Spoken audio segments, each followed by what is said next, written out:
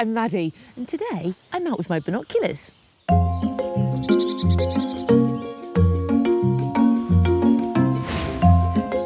Binoculars help you to see things that are really far away, close up. Can you guess what I'm trying to see with my binoculars today?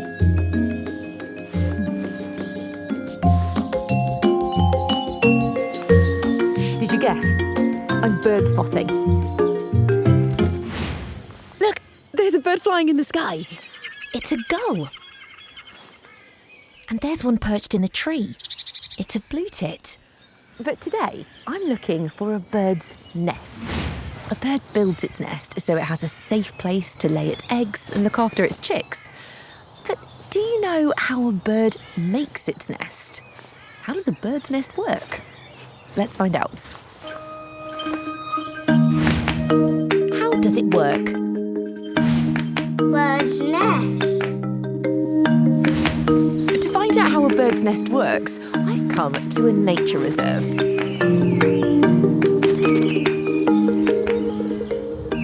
They have lots of different types of birds here. Can you hear them?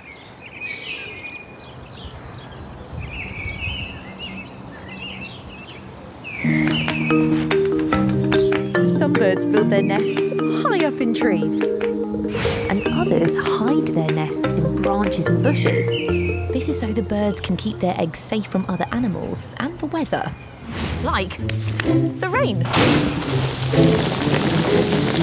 And the wind. But to find out how a bird's nest works, I think we should get a closer look at one. This is Jack, and Jack is an expert in birds' nests. Now, you shouldn't touch, move, or go too close to a bird's nest, but I've got special permission to show you this one so we can find out how it was made. And today, we're looking at a robin's nest. Can you see it's got a dip in the middle, but the sides are nice and high? It's called a cup nest. This keeps the robin's eggs nice and safe when they're laid. To get a closer look, let's use one of my special cameras. This is a microscope camera, and it will let us see what the nest is built of really close up. So let's take a look. There's a twig. That green stuff is moss. And what about this? It looks beautiful, but it's just a dry leaf.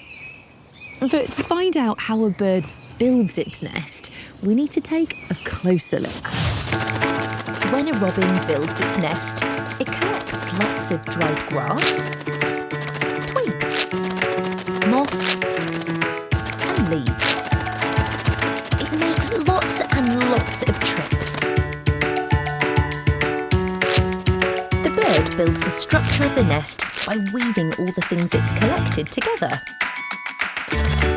The bird collects wet mud from ponds and puddles, which binds and sticks everything together like glue.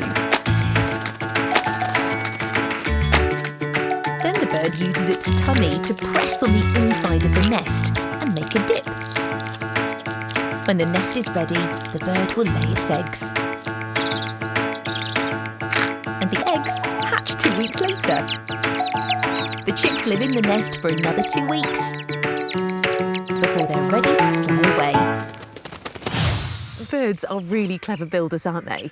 Here at the Nature Reserve, they used a special camera to film a bird building its nest inside this nest box. Shall we see how it did it? This bird is called a blue tit, and here it is, building its nest inside the box. Wow, can you see it's bringing in bits of moss, leaves, twigs, even little feathers. These are the building materials for its nest. Look at it flapping around. That was great. Now let's find out what happened just a few weeks later. The blue tit laid lots of eggs inside the nest. And can you spot what's in the corner? That's right, it's a chick. One of the eggs has hatched. Look how cosy the chick is inside the nest. It was great to see inside a bird's nest, but to show you how clever birds are at making nests, I'm going to try to build one. And first, we need some building materials. Can you remember what we need? We can use leaves, twigs, and moss. I'm going to start by making a frame with some of the twigs and bits of dry grass. Look, The nest is taking shape. The twigs and grass are woven together in a circle. Now I'm going to use a bit of mud and wet moss to help everything stick together.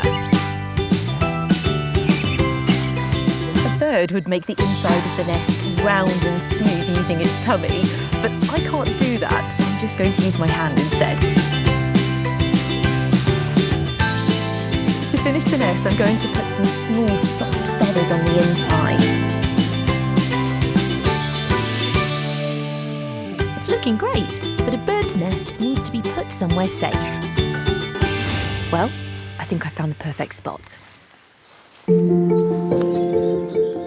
A bird's nest should be able to hold some eggs, so I've made 5 out of modelling clay. Let's see if my bird's nest can hold them. 1, 2, 3, 4,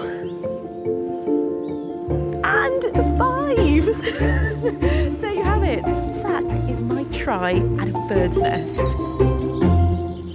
That was so much fun. That was brilliant. I loved finding out about how a bird's nest works. What did you like most? Do you remember the name of the type of nest that a small bird might make? That's right, it's a cup nest. Did you hear the sound that the birds were making? And did you see the little chick on the Nature Reserve special camera?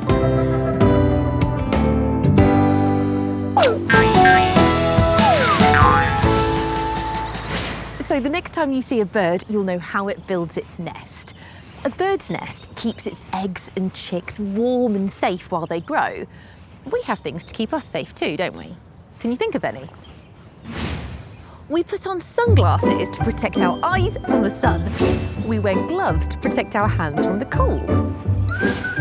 And we wear a helmet on our heads to keep it safe when we ride a bike. But do you know how a bike helmet is made? Let's find out. How is it made? Helmet. Bike helmets are made here, in a bike helmet factory. Here they make bike helmets in lots of different colours. Red ones, grey ones, blue ones. But today they're making my favourite colour, orange. Bike helmets are great because they're soft and comfy on the inside, but hard on the outside to protect our heads. But to make a hard bike helmet, you need to start with something that rolls. Carbon fibre. Carbon fibre is made of thousands of tiny strands of a natural material called carbon. But to get a better look at them, I've got one of my special cameras. It's called a microscope camera and lets me see small things much bigger. Wow, can you see the carbon fibre? Look at how those strands are going over and under each other. It's called a weave. Each of those strands might be tiny, but they're really, really strong. Let me show you how strong. Here, I've got a strand of carbon fibre and a strand of cotton. Cotton is used to make things like cotton shopping bags or my shirt, so it's quite strong. But let's see what happens when I try to break it. That was very easy. So what do you think will happen when I do the same to the strand of carbon fibre? Shall we see? I have no chance of breaking that. That is so strong, and it's only a tiny strand. So imagine how strong it is when you weave lots of strands together. This is perfect for making bike helmets. To do that, we need a mould, and this helmet mould gives the helmet its shape. I think it looks a bit like a mixing bowl, doesn't it? Can you remember the colour of the helmet we're making today? That's right, orange, like this orange. And for that, we're going to need some special orange paint. This is Lewis. He mixes the orange paint before he paints the mould with a paintbrush. Next, he adds something called resin. It works like a glue and helps the carbon fibre go hard. Can you see, it takes the shape of the bike helmet mould. Now it just needs a trim. And once the edges have been cut, our helmet shape is left to dry. This helmet has been drying in the mould for 4 hours, so it's ready to come out. And Lewis uses a strong blast of air to help lift it out of the mould, like this. Did you hear that? And there it comes. Whoa, that is brilliant. It's like a shiny orange eggshell. It's starting to look more like a bike helmet, isn't it? But there's more. Next stage is drilling. This can get a little bit messy. Lewis drills holes in the top of the helmet so air can get in to keep our head cool when we wear it. And some holes on the side for the straps. That was quick, wasn't it? So we've got the hard shell to protect our head, but it's a little bit wobbly, so we need something to hold it in place. Do you know what it is? That's right, we need the straps. First, we have to put these into the holes in the side of the helmet. They're called rivets. The rivets hold the straps into the helmet, and the straps hold the helmet onto our head. First, Lewis puts part of the rivet and the strap onto this blue press. The helmet goes on top, and then Lewis adds the second part of the rivet. Next, the rivets are pressed together. One strap. Now it's time for the other one.